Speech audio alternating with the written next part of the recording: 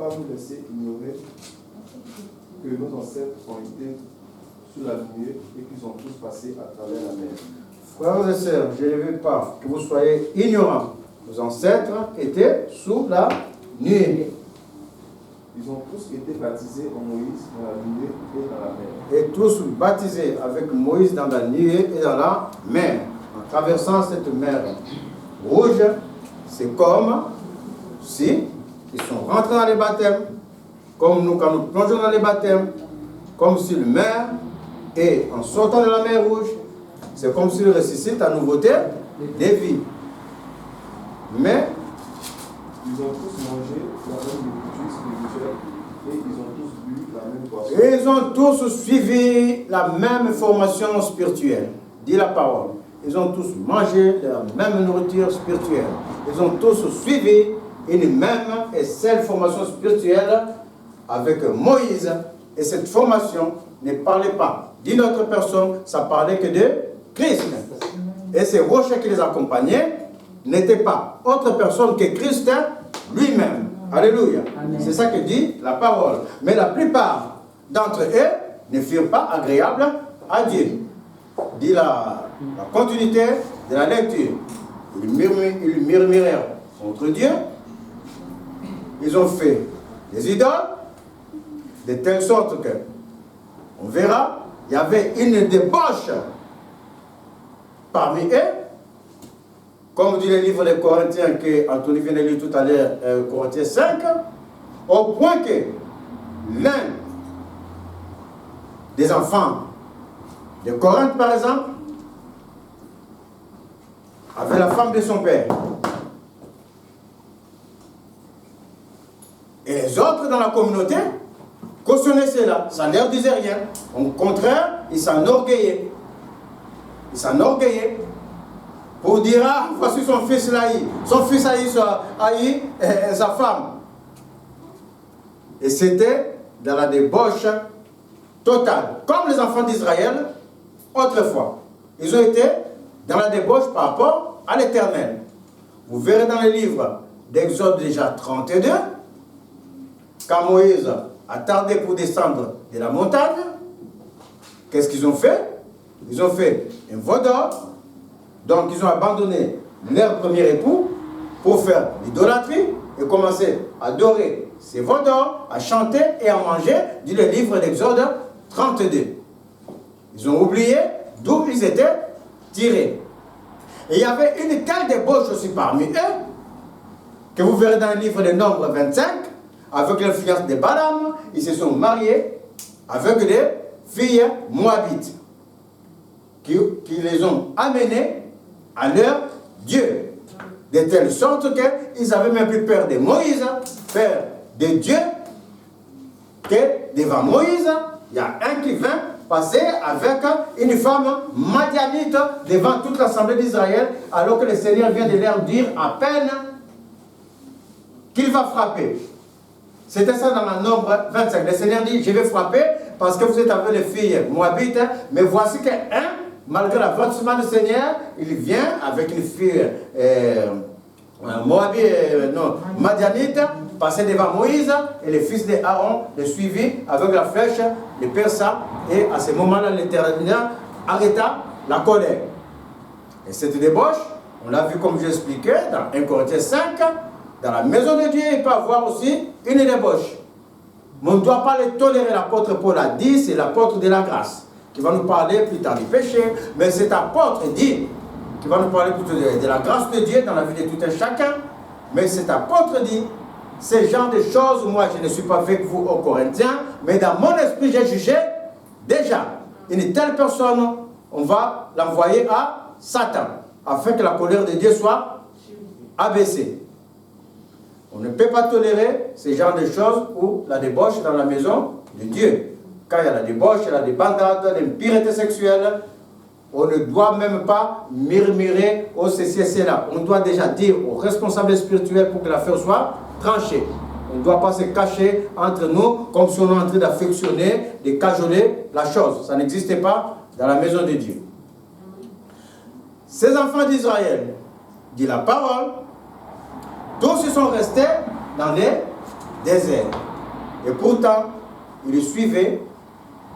Un rocher qui les accompagnait, et ce rocher était Christ. Non seulement ce rocher les accompagnait, mais avant de les accompagner totalement, puisqu'ils accompagnaient déjà depuis la sortie de l'Égypte. Mais il y a eu un passage de la mer Rouge. La mer Rouge, voici l'Égypte derrière, voici la mer Rouge ici. L'ennemi est en train de poursuivre, l'Éternel protège, et ils sont venus, ils traversent la mer Rouge.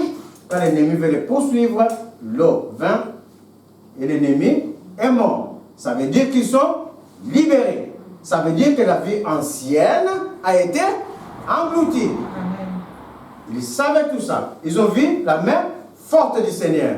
Mais ce peuple a eu la manie, selon tous les livres que j'ai cités, il y a Nombre 25, il y a Exode 32, il y a Exode 17 où il disait à Moïse, Moïse, pourquoi tu nous as sortis de l'Égypte alors que là-bas, on pouvait mourir là-bas en paix, manger tranquillement. Et ils ont oublié dans tout cela, c'est lui qui leur parlait.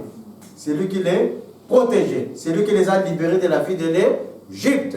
Et ils ont considéré ce Dieu comme un homme.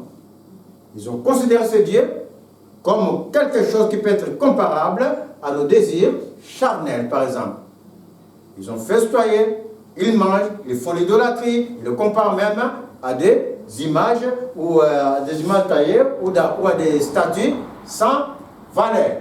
En fait, les livres de Deutéronome 4, que nous dit Deutéronome 4? Quel est Deutéronome 4? Il faut me lire le livre de Deutéronome 4 à partir du verset 10 à 12. Dit comme ça, Moïse va rappeler à ses enfants d'Israël quelque chose d'essentiel. Il leur dit, il a Exode 4, 10 à 12. Deutéronome. Oui. Il dit, souviens-toi du jour. Enlève le masque parce qu'on n'entend pas. Souviens-toi du jour où tu t'es présenté devant l'Éternel. Souviens-toi du jour au Israël, au peuple de Dieu, que le jour où tu t'es présenté devant l'Éternel. Ton Dieu à Horeb. Lorsque l'Éternel m'a dit, rassemble le peuple auprès de moi.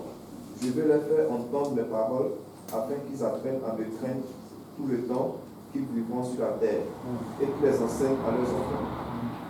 Vous vous êtes approchés, et vous vous êtes tenus au pied de la montagne. La montagne était embrasée, et les flammes s'élevaient jusqu'en plein ciel. Il y avait des ténèbres, des nuées, de l'obscurité. L'Éternel vous a parlé du milieu du feu. Vous avez entendu le son des paroles, mais vous n'avez pas vu de présentation. Vous avez entendu, arrête là, ça suffit pour moi. Vous continuerez chez vous. Vous avez entendu les sons, les trompettes et tout, vous avez entendu la parole de l'Éternel. Mais personne n'a vu le visage de Dieu. Quand même Dieu les convoqua à la montagne d'Horeb, le mont Sinaï, pour parler. Ils ont vu comment Dieu a dit à Moïse de faire la limitation. Même si une bête s'approchait de la montagne, la bête était lapidée. Et une personne qui s'approchait de la montagne, si la personne, le week-end là, était restée avec sa femme parce qu'il devait prendre 3 jours de sanctification, la personne restait au pied de la montagne, mort. Ils ont vu la montagne trembler, des flammes de feu. Ils ont entendu les anges jouer les trompettes. Parce que la trompette sonnera quand le Seigneur va venir. La trompette, on l'attendra, ça sonnera. Ils ont entendu la trompette sonner. Ils ont entendu la voix de Dieu pour leur donner les commandements. Je suis l'Éternel. Mais dans tout cela, personne n'a vu le visage de Dieu. Nous sommes à l'eau baptême. Nous suivons le Seigneur. Le Seigneur nous parle. Dans les songes, quelquefois dans les visions. Mais dans tout cela, personne n'a vu le visage de Dieu. Personne n'a vu Dieu en personne. Ça veut dire que si je ne le vois pas en personne, ce Dieu n'est pas fait de la chair. Dieu s'était fait chair. Mais c'est fini. Actuellement, Dieu que je vais voir n'est pas fait en chair. Le Dieu que nous sommes en train de suivre, il est esprit. Et ces enfants d'Israël ont oublié cela. Si encore quand ils entendaient la voix, ils voient la personne qui est en train de parler, à ce moment-là, je vais comparer cette personne. Je ne crois pas à cette personne, je vais comparer à l'image, je vais comparer à ce que je désire. Mais tu n'as rien vu, tu entends la voix. Si tu as un peu d'intelligence, tu vas comprendre que celui qui est en train de me parler, il est invisible, ça veut dire c'est le domaine de l'esprit. À ce moment-là, ces peuples ne pouvaient pas les comparer aux idoles, ne pouvaient même pas renier la puissance de Dieu, se révolter contre Moïse parce qu'il n'y avait pas l'eau à boire, alors qu'ils viennent d'être sauvés d'une grande calamité qui était en Égypte. Et c'est Dieu-là qui t'a sauvé des grandes choses, ne peut-il pas te donner de l'eau? Suite à cette incrédulité, à ce changement de mentalité qu'ils n'avaient pas, ces peuples périrent dans le désert. Dans la transformation, j'ai pris l'exemple d'une chenille. Tout le monde connaît la chenille? Oui. Rempli de vitamines. Hein? Parce qu'il ne mange que de l'herbe. La chenille ne mange pas d'autre chose. Quand tu vois les gens paniquer comme ça, la chenille sort comme ça. Ils filent là, parce qu'ils ont peur, dans leur jardin, l'herbe va être bouffée. Ne pique pas pour donner le pain. Non, ils bouffent de l'herbe, la chenille. Et quand ils bouffent de l'herbe, ça détruit les jardins, ça détruit l'arbre. Mais cette chenille ne va pas rester dans cet état. Cette chenille va subir une transformation à un moment donné. Cette chenille va devenir un papillon. Les papillons que vous voyez, c'est des chenilles. Parce que c'est quand un papillon mâle s'approche de la femelle, les œufs forment une chenille. Et après, quand la chenille avance, il redevient encore papillon. Passage obligé. Il faut qu'il se transforme en papillon. Mais autant que la chenille bouffe l'herbe, autant le papillon, lui, il a un autre rôle dans cette transformation. Le papillon s'en va vers les fleurs. Il va butiner les fleurs. Il va prendre, il va sucer déjà ce qui est dans la fleur. Il y a un liquide qu'on appelle ça, j'ai oublié le nom, vous cherchez chez vous un dictionnaire, c'est sucré que tous les insectes, les abeilles mangent. Lui, hein? Voilà, quelque chose comme ça. Voilà, vous cherchez. Lui, les papillons, va sucer ce liquide comme les abeilles, ce qu'ils font, et sucer ce liquide pour libérer la fleur, afin que la fleur s'épanouisse.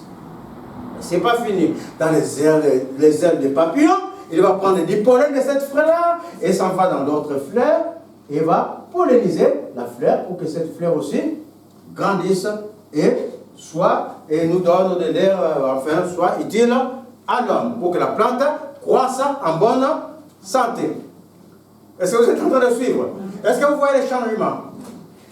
De détruire, en mangeant l'herbe, il détruit l'arbre, mais quand il se transforme, il ne mange plus la feuille pour détruire. Les papillons ne font que sucer ce liquide qui est dans la fleur. Et quand il suce ce liquide, aussi la parole dit, ça donne de la croissance à la fleur. Et ce n'est pas fini, il prend par ses ailes les pollens, il va vers d'autres fleurs, les polliniser, afin qu'il y ait des fleurs, voici, afin que l'arbre croisse. De destruction, il va maintenant faire un autre rôle, il va donner la vie.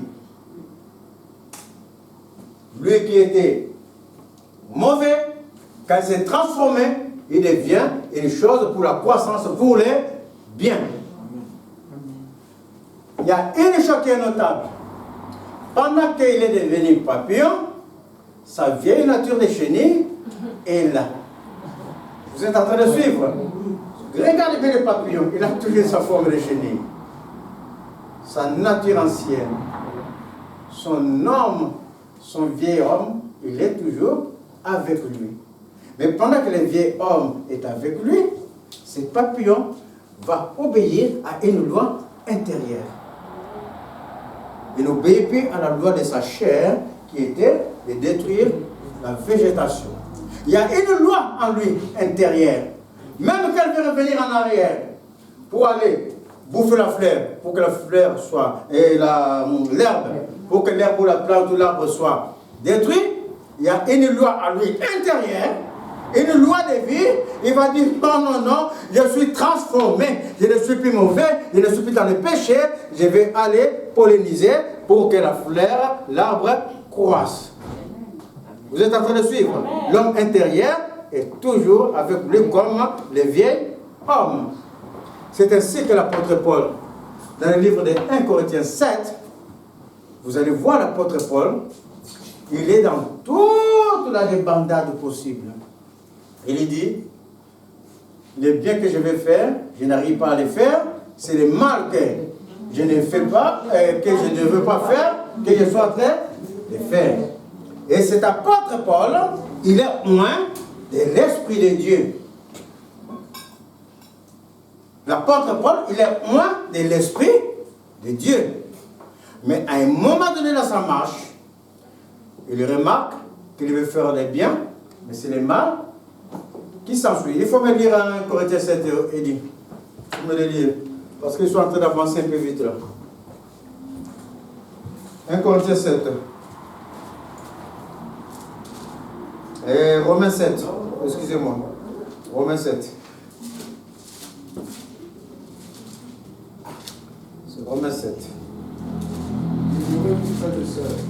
Je parle ici à des gens qui connaissent la loi. Que la loi n'exerce son pouvoir sur l'homme qu'aussi longtemps qu'il vit. Tu as commencé à quel verset? 1 Commence pas à 1, commence plus loin, commence à 7. Que dirons-nous donc? La loi. La loi est-elle péché? Certainement pas. Mais je n'ai connu le péché que par l'intermédiaire de la loi.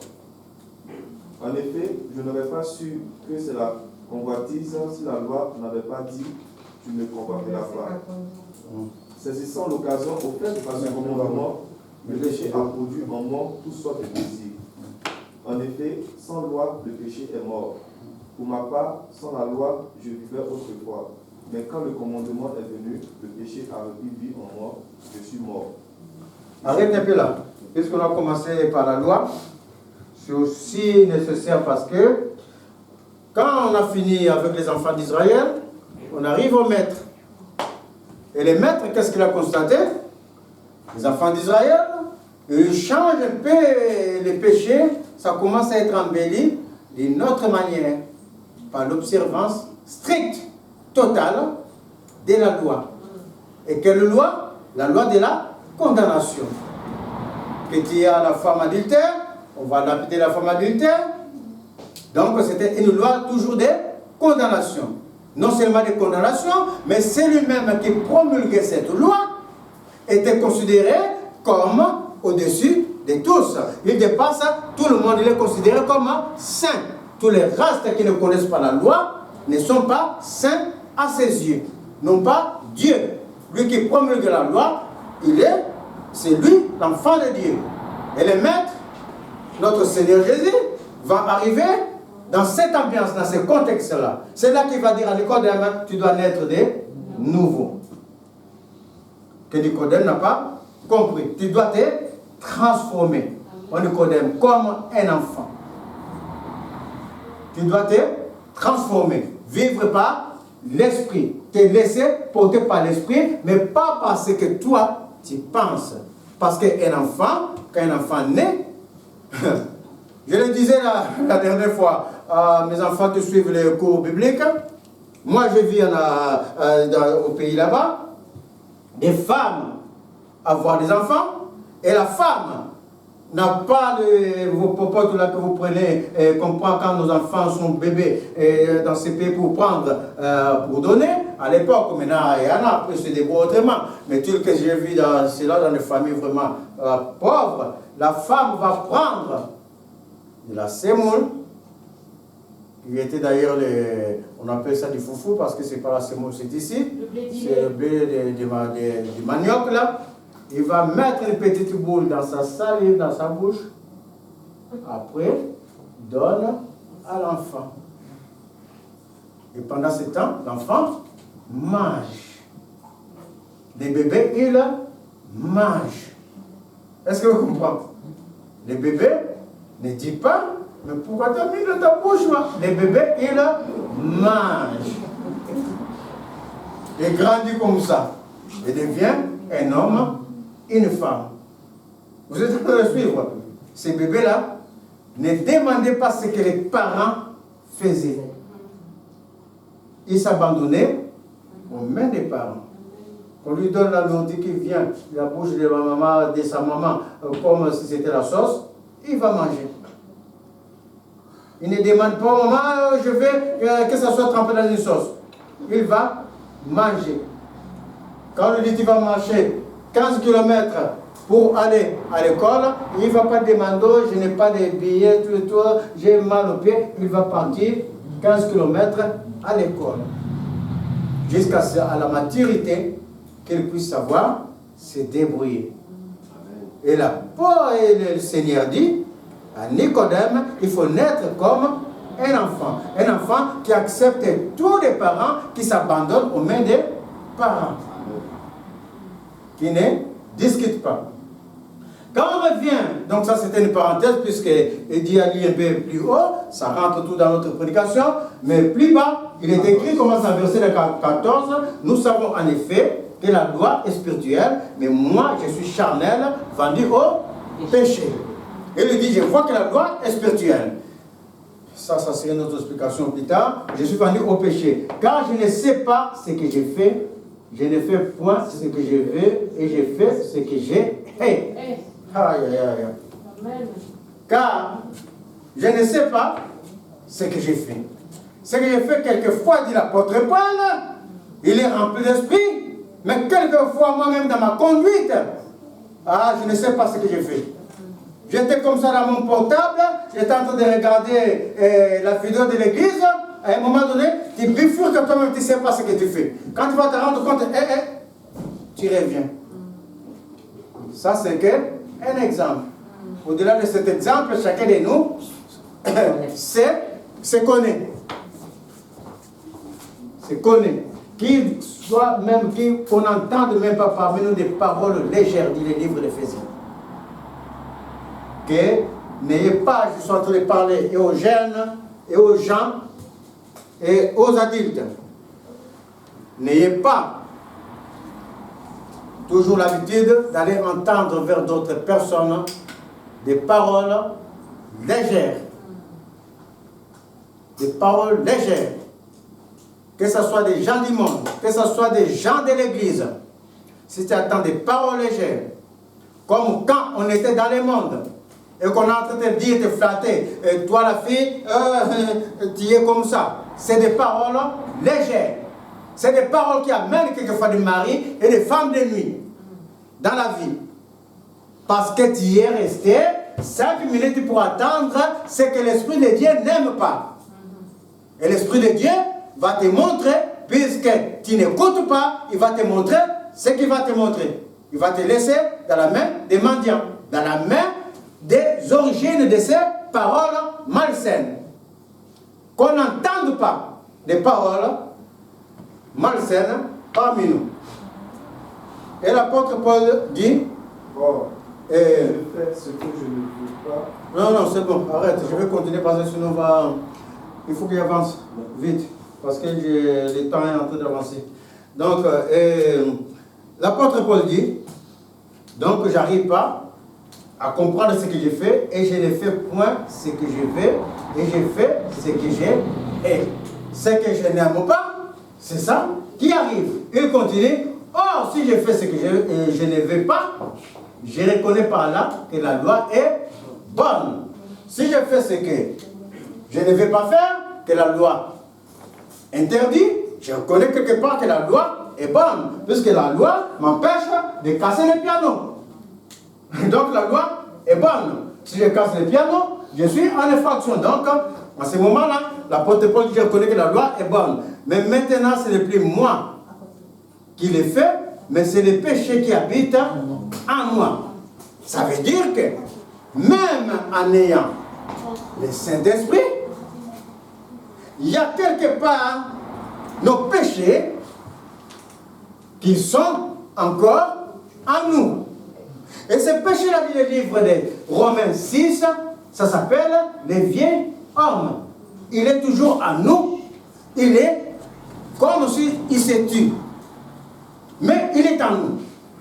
Et quand on constate qu'il est en nous, le péché qui habite en nous, ce qui est bon, je le sais, n'habite pas en moi, c'est-à-dire dans ma chair.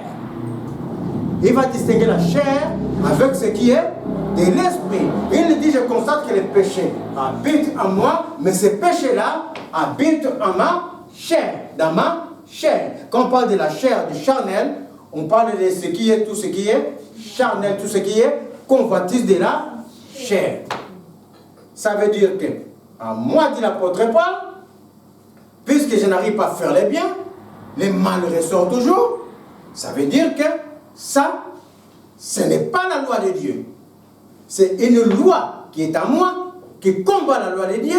Et cette loi, c'est la loi de mes convoitises.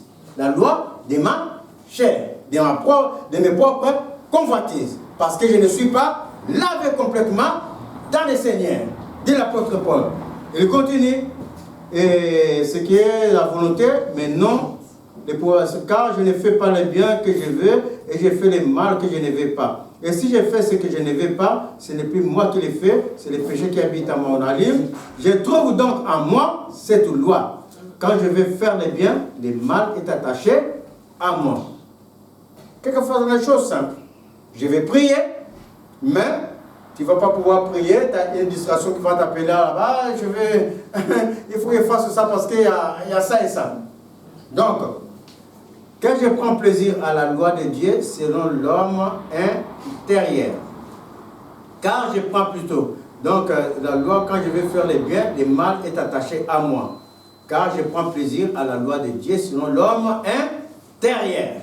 Pourquoi le mal est attaché à lui? Commence à constater l'apôtre Paul, il constate ça parce qu'il y a un homme aussi intérieur qui est en lui, qui n'est pas un homme de la chair, qui n'est pas un homme rempli de convoitise, qui n'est pas ce que la Bible appelle, dans le livre de Romains 6, le vieil homme qui est rempli de convoitise, qui est rempli de mauvaises habitudes, qui est rempli de ce que nous étions avant.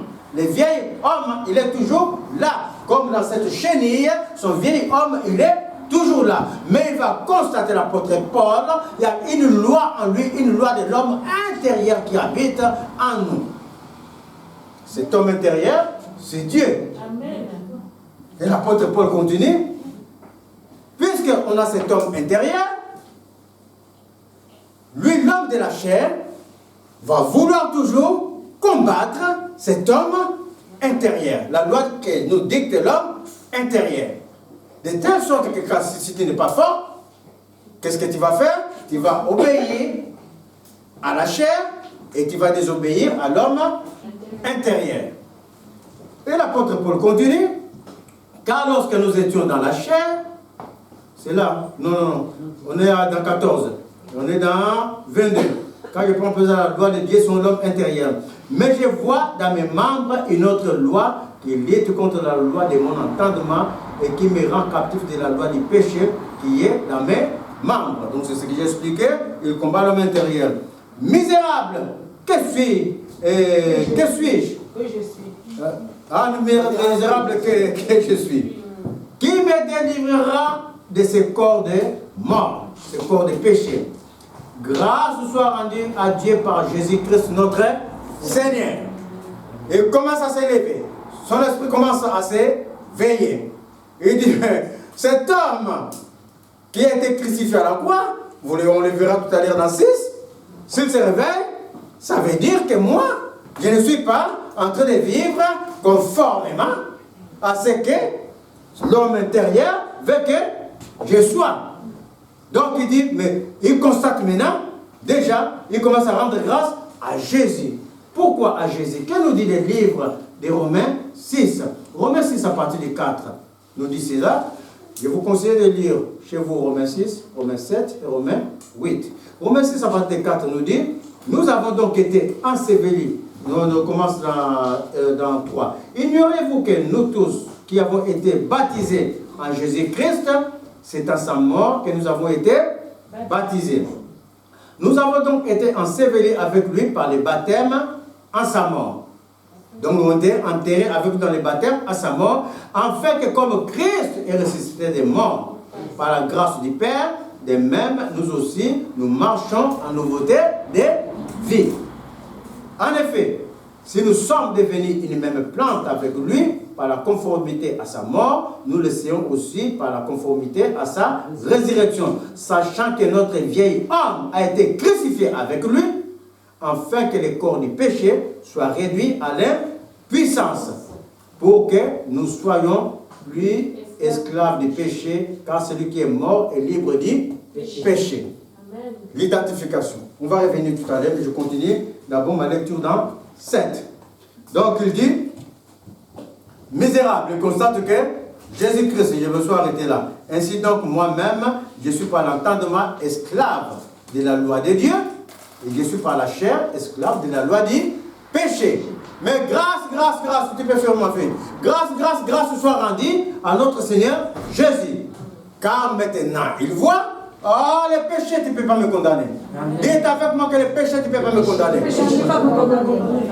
Parce que celui que je suis en train de suivre est plus fort que toi, les péchés. Il faut les spécifier, il faut les marquer, les péchés. Les mal, tu ne peux pas me condamner. Pas impossible. Il constate, il écrit dans le verset 8, le chapitre 8, il n'y a donc maintenant aucune condamnation pour ceux qui sont en Jésus-Christ. En effet, la loi de l'esprit de vie de Jésus, qui est à moi, m'a affranchi de la loi du péché et de la mort. Alléluia. Et dès lors qu'on a constaté ça, on dit que l'apôtre Paul, qui était un canaille, l'apôtre Paul, qui ravageait les églises de Dieu, ne cherchait qu'une seule chose, l'amour du prochain. Non seulement l'amour du prochain, c'est même apôtre Paul a fortifié sa foi et espéré en toutes choses que dans les Seigneurs.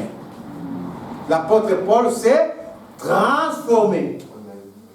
En méchant, il est devenu un homme rempli d'amour. La transformation. Mais cette transformation, il a constaté, ça vient du Saint-Esprit. Parce que ses yeux ont regardé Jésus, le Saint-Esprit va venir en lui pour t'enlever les péchés et pour que tu marches droit devant les Seigneurs. Parce que quelquefois, ce n'est pas de notre force. Tu as beau pleurer, quelquefois les péchés ne partent pas. Mais à un moment donné, le Saint-Esprit, quand il va voir ta volonté de vouloir être libéré, le Saint-Esprit va venir en toi pour t'enlever les péchés. Alléluia. C'est ça qui est la réalité. C'est que l'apôtre Paul est en train de nous dire, pour que les péchés n'agissent pas en toi, pour que les vieils hommes qui t'accompagnent, malgré que tu as le Saint-Esprit, mais les vieils hommes t'accompagnent, viennent toutefois te titiller pour t'amener dans les péchés, pour qu'ils n'agissent plus, ces vieils hommes remplis de convoitises, l'apôtre Paul dit, dans le chapitre 6, il faut t'identifier à la mort et à la résurrection de Jésus. Pourquoi à sa mort? Quand tu t'identifies, tu sais que moi là, mon vieil homme qui est rempli de convoitises, rempli de mauvaises choses, j'ai été crucifié avec Jésus. Et quand Jésus a ressuscité, il ressuscite avec Jésus en nouveauté de vie. Le vieil homme est resté dans la mort. La vie ancienne est passée. Comme quand ils sont sortis de l'Égypte, en traversant l'eau, la vie ancienne est restée derrière. C'est ça que l'apôtre Paul a dit. Si tu ne t'identifies pas, tu vas suivre le Seigneur. Tu sais qu'il est mort et ressuscité. Et pour toi, il est mort et ressuscité.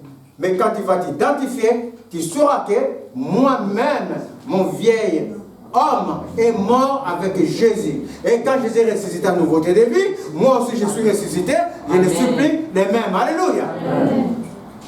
Et c'est alors que le Saint-Esprit va revenir à ce que Jésus a dit à Nicodème, de naître de nouveau. Il va te remplir de l'amour. Est-ce que vous voyez les arts de l'esprit? C'est ça la nouvelle naissance. Il va te remplir. Il va te remplir de ses qualités. Il va se remplir de ses qualités tout simplement. Le Saint-Esprit. Il est bon, il ne va pas te mettre la méchanceté en toi. Il est puissant, il va te remplir, puisque tu l'as, de sa puissance. Il va te remplir de la joie. Car l'Esprit n'est pas contre toutes ces choses, dit le livre des Galates. Alors c'est alors que toi, tu vas t'affermir et marcher par le Saint-Esprit. Mais toutefois, dit l'apôtre Paul, si tu les veux. Parce qu'il y a des gens qui ne veulent pas. C'est pour ça qu'il est très important de s'identifier à la mort et à la résurrection de Jésus pour être transformé. Soyez bénis. Amen. Amen.